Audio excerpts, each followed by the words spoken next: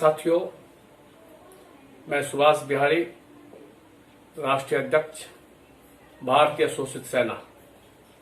साथियों,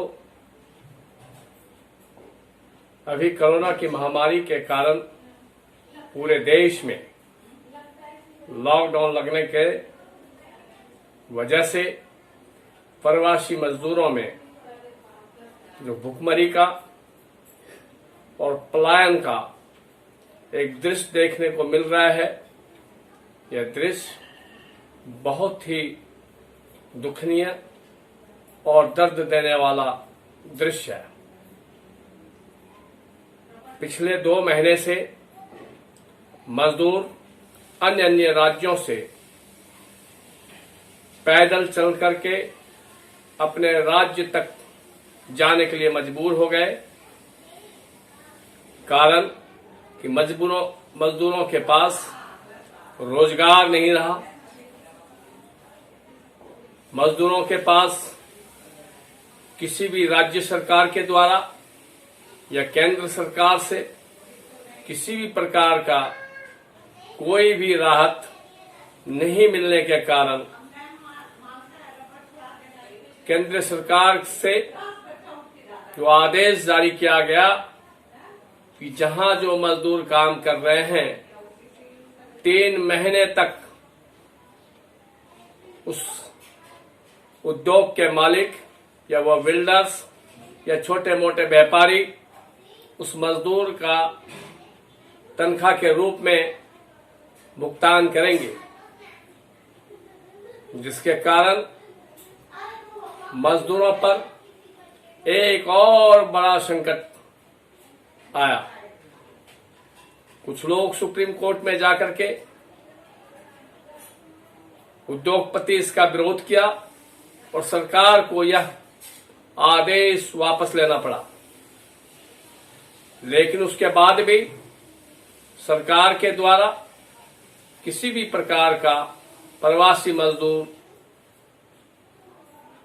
और संगठित मजदूर, रेहड़ी पटरी वाले, रिक्शा चालक, ठेला चालक, रोजमर्रा का काम करने वाले लोगों को किसी भी प्रकार का कोई राहत नहीं दिया गया।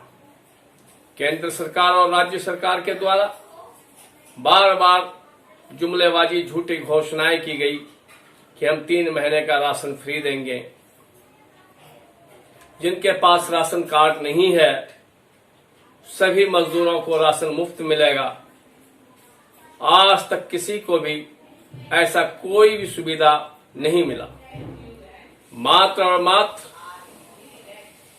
राज्य सरकार के द्वारा और केंद्रीय सरकार के पूरे साजिश के तहत उन गरीब मेहनतकश मजदूरों को पुलिस की लाठियां खाना पड़ा। महिलाओं को भी पुलिस ने दौड़ा दौड़ा करके पीटा। मजदूर अभी अपने बस करके, अपने ट्रैक करके किसी भी तरीके से अपने अपने राज्य को जा रहे थे। पुनः फिर से उस सुविधा को भी बंद कर दिया गया और खास करके उत्तर प्रदेश की योगी सरकार के द्वारा झूठे आश्वासन दे करके दिल्ली के आसपास की बॉर्डर को सील किया गया और जो सड़कों पर दुर्घटनाएं हुई, जिसकी घनघोर निंदा देश में, समाज में होना शुरू हुआ। उसके बाद मोदी जी ने बौखला करके सड़क पर चलने वाले मजदूरों को जबरन लाठियों से पीट करके उसको वापस किया गया या उसको बाइजबरन गाड़ियों में उठा कर क्वारंटीन सेंटर में रखा गया, जहां किसी भी तरीके का कोई भी सिक्योरिटी नहीं है, ना उनके लिए किसी भी प्रकार का खाने पीने का कोई सुविधा है, ना वहां बिजली है, ना वहां पंखे हैं, ना वहां शौचालय है। मजदूरों के साथ इस सरकार की साजिश के तहत क्या भ्रास निकाल रही है, ये समझ से परे की बात है। साथियों, कोरोना आने से पहले देश का जो माहौल था, सीएए के नाम पे, आरक्षण के नाम पर सरकार के विरोध में देश में जो एक आवाज उठना शुरू हुआ था, उस आवाज को, क्योंकि मजदूर अधिकांश दलित हैं, अल्पसंख्यक हैं, समाज से उपेक्षित और कमजोर वर्ग के लोग हैं, सरकार की पूर्ण रूप से मंशा है कि इन सभी जमात को मजदूरों के नाम पर कुचल दिया जाए। इसकी पूरी एकता और संघर्ष की रीढ़ तोड़ दी जाए। बहुत बड़ी साजिश चल रही है कोरोना के नाम पर।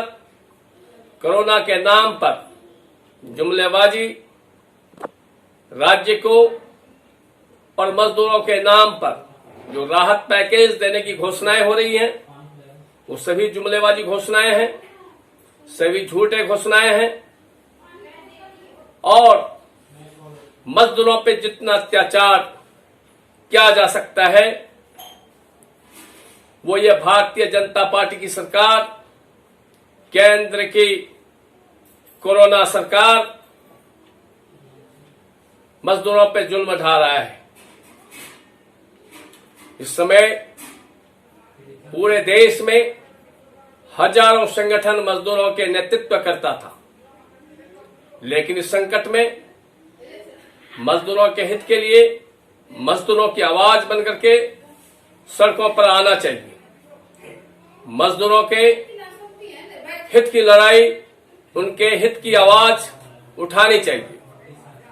मैं धन्यवाद करना चाहता हूं पप्पू यादव जी का, जिन्होंने पूरे 60 दिन, जब से लॉकडाउन हुआ तब से मजदूरों का हर संभव उन्होंने मदद किया है। उनके द्वारा चाहे वो कोटा के से पढ़ने वाले छात्र हो, उनको भी लाने में उनकी अहम भूमिका रही है। मजदूरों को यथासंभव मदद करके उनके राज्य, उनके गांव पहुंचाने का कार्य उनके द्वारा जारी है। उसी कड़ी में कांग्रेस के द्वारा प्रियंका गांधी जी ने 1000 बसों को मजदूरों को भेजने के लिए सरकार से अनुमति मांगी। जिस अनुमति में विलंब हो, उस बस चालक का और बस का पूरा ब्यौरा मांग करके विलंब करने के नियत से वो सूची मांगी गई। वो सूची जमा करने के बाद उस बसों को मजदूरों को भेजने के लिए सुचारू रूप से चालू नहीं करने दिया जा रहा है। जानबूझ करके मजदूरों पर अत्याचार किया जा रहा है। मजदूरों के हित में अगर कोई आवाज उठाए तो उनको देशद्रोही का संज्ञा देकर के उनको जेल में भरने का काम कर रहा है। सरकार की अगर मंशा है कि मजदूरों को बेघर कर दें, मजदूरों को दौड़ा दौड़ा कर सर पे पीटा जाए, तो देश में अब जरूरत है कि कोरोना के नाम पर खामोशी बहुत हो गई। इस देश में अब कोरोना या मरोना के उद्देश्य से सड़कों पर सभी को उतरना होगा, क्योंकि इस समय सिर्फ मजदूर ही बेरोजगार नहीं हो रहा है। इसके बाद जिसके लिए वो मजदूर काम कर रहे थे, जिस उद्योग में वो मजदूर काम कर रहे थे, जिस भी सेक्टर में वो मजदूर काम कर रहे थे, वो सभी लोग बेरोजगार हो जाएंगे।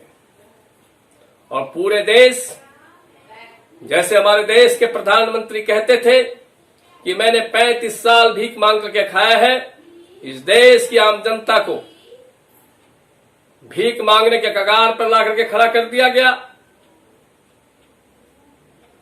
प्रधानमंत्री जी अपने वक्तव्य में नोटबंदी के समय भी ये देश की जनता को उन्होंने बता चुका है कि मेरा क्या है, मैं तो झोला लेकर के आया था, झोला लेके चला जाऊंगा।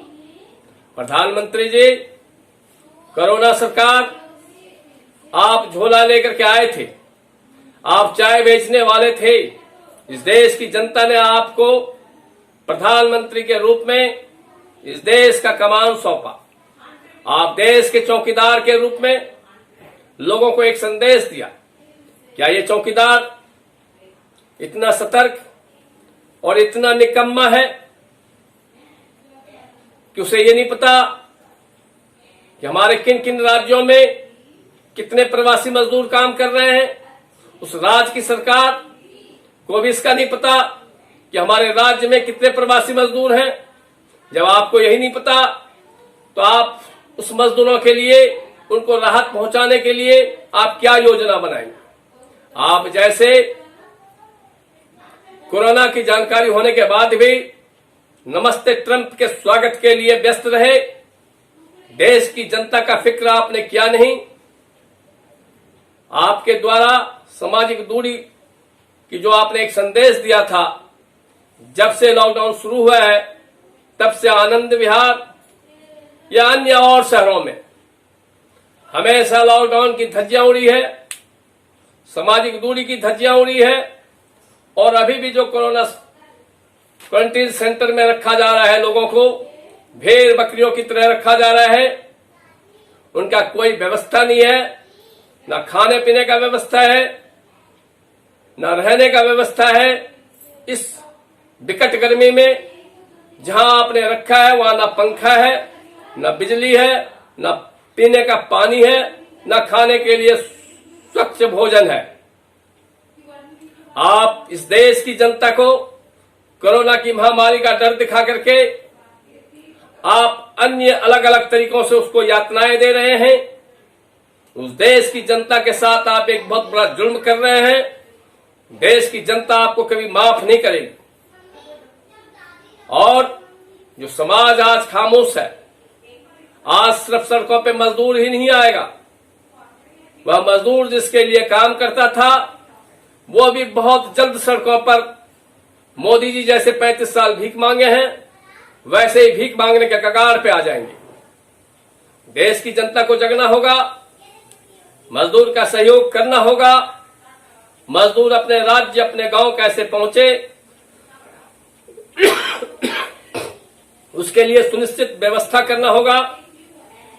और हम सभी सामाजिक संगठनों को, हम भारतीय सोशलिस्ट सेना के तरफ से ये आश्वासन देते हैं कि बिहार में जो चुनाव होगा, पप्पू यादव जी के नेतृत्व को हम लोग पूर्ण रूप से समर्थन देंगे और बिहार की और मजदूर को भी ये आगाह करेंगे कि इस समय आपका भाई, आपका साथी, आपका हितैषी बनकर के जो आपके साथ आया है, आप उसके साथ कदम से कदम मिला के चलें और इस भ्रष्ट सरकार को दूर भगाएं, दूर भगाएं, दूर भगाएं।